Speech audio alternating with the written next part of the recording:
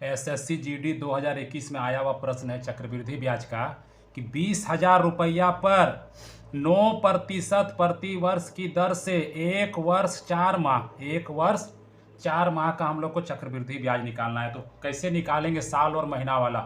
तो बड़ा आसान है इसको निकालना। सबसे पहले लिख देंगे 20,000, 9% की दर है तो लिखेंगे हम लोग 109/100।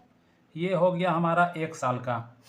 अब 4 महीना का निकालना है। तो 4 महीना का निकालने के लिए हम लोग क्या करेंगे, तो जो दर है बगल में लिखेंगे, जो दर है 9% है उसको 4 महीना से गुना करेंगे। तो 4/12 लिखना होगा क्योंकि इसको वर्ष करना है।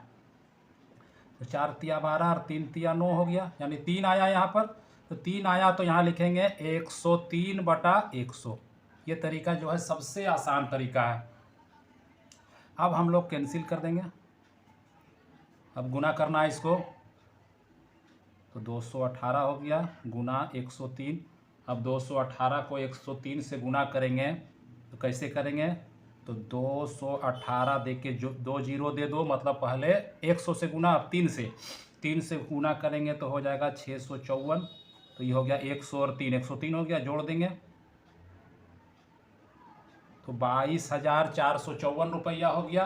तो ये हो गया मिश्रधन। ये मिश्रधन निकल गया। हम लोग को पूछा है चक्रवृद्धि ब्याज, तो सीआई निकालने के लिए हम लोग इसमें 20,000 माइनस कर देंगे। जैसे ही 20,000 माइनस करेंगे तो 2,454 रुपया हो गया। 2,454 यानी ए नंबर। तो जब भी प्रश्न में वर्ष और महीना बोले तो वर्ष में पूरा लिखना है और महीना वाला काम में दर से उसको गुना करना है, याद रखना। जैसे 6 महीना बोलता है तो 6/12 करते हैं, 8 महीना बोलता है तो 8/12 लिखते हैं, 9 महीना बोलता है तो 9/12 लिखते हैं, इस तरह। और आराम से बैठा देंगे तो हमारा चक्रवृद्धि ब्याज आसानी से निकल जाता है।